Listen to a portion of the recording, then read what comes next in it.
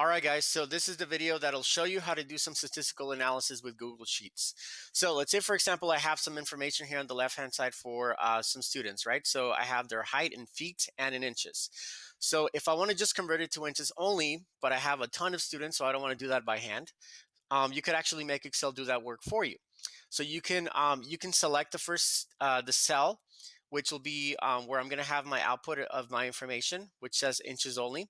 That'll be on column E, row 3. I'm going to type in equals. That'll tell Google Sheets that I'm going to put an equation in. And what I'm going to do is I'm going to tell it, okay, what do I want it to do? So what I want it to do is take the feet, whatever feet it is, and multiply it by 12, because there are 12 inches in a foot. So I don't want to type in 5. I want to type in where this particular piece of information is. So in this case, this 5 right here that I'm highlighting is in column 3. Sorry, column C, row 3. So it is called C3. So that area, that cell C3, I'm going to take that number and multiply it by 12, and then I am going to add the number that is next to it, which happens to be in column D, row 3. So I'm going to say, rather than typing in the number 2, I'm going to say D3. And that'll actually highlight the number 2. And then you can punch in enter. And lo and behold, it gives you that particular student is 62 inches tall. Now, if this is not impressive to you, let's say, for example, we had 1,000 students or more. What Excel does is, if you basically go back to that cell where you made the calculation and you have this little tiny square at the bottom right-hand corner of the cell, if you click on that square, drag it down, it'll copy the exact same formula for every single student that is on the left-hand side, all of that information on the left-hand side, and they will calculate every single student's height in just inches. So that same exact equation that we used for that first student, which was Julissa, I actually copied the same exact equation for all the other students, and now I have all of the information already mapped out. Now, let's say I want to find the sum, the mean, median, mode, max, min, range, etc., etc. So if I want to find the sum, it's basically equals, meaning like an equation, SUM. That will basically allow you to add up whatever values you want to give it. I want to add up all the values in inches, right? So I'm going to select from 62 all the way down to 66, which is basically cell E6 all the way to cell E16. If I close the parentheses and hit enter, then it basically adds everything else up. Now, if I want to calculate the mean, there is no equation for mean. I have to go to equals and then type in average. If I type in the word average, it basically allows me to select some information. Again, I can select the same information from E3 all the way down to E16, and that'll basically take the average, which is the mean of all of the data.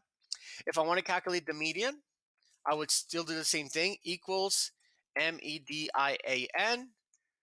It'll calculate the median, right? All I have to do is just select the cells, or I could just type in E3. I'm just typing now, all the way to, so colon, E16. And that'll basically highlight the information that I want. I can hit enter, and then now I have that information. Mode, I can go to equals. Mode, I can have a single mode or multiple mode. Basically, if I go to mode mult, I can select the information. Oops. Which is the same stuff, right? E3 to E16. That just happens to be where it is. And that'll tell me that the mode is 67. The max is literally the word max. So equals max. And then same idea, open parentheses, select the information. And it'll find the maximum value out of all that data, which is maximum student. The tallest student is Alfonso, which is 74 inches, right? Now let's see who the shortest student is, not to put people on blast. So you do equals min, and then you select the information for that.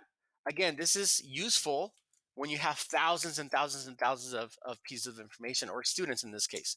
That'll give me the lowest number, which is 59. So the lowest number in this situation, or in this scenario, is Cecia, which is the shortest student for this class. The range, well, there is no function for range. So basically it's the maximum minus the minimum value, right? I can actually calculate this easily. I can say that this is age. So I'm going to go to equals H7, I believe.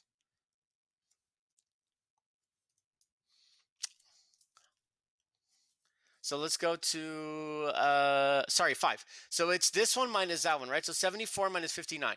So I can say that this is, oops, H5 minus H6. And that'll know to take 74 minus 59. Notice that I did not punch in 74 and 59. I basically typed in the location of the cells, and it does the calculation for me. Standard deviation of the population is equal STDEV dot S, I'm sorry, dot P for population. And then you select the cells. And if you remember how hard standard deviation is, this is not hard at all, right? And then you type in equals STDEV dot S. That'll give me the standard deviation of the sample. And the sample that I want, oops, I forgot my parentheses and it went crazy on me. So select the same cells, and then you have the sample standard deviation. Okay, notice how fast I did it and how much time you saved. So just be mindful of that. This actually saves a lot of time and effort. Next video that I will show you how to create histograms with Excel.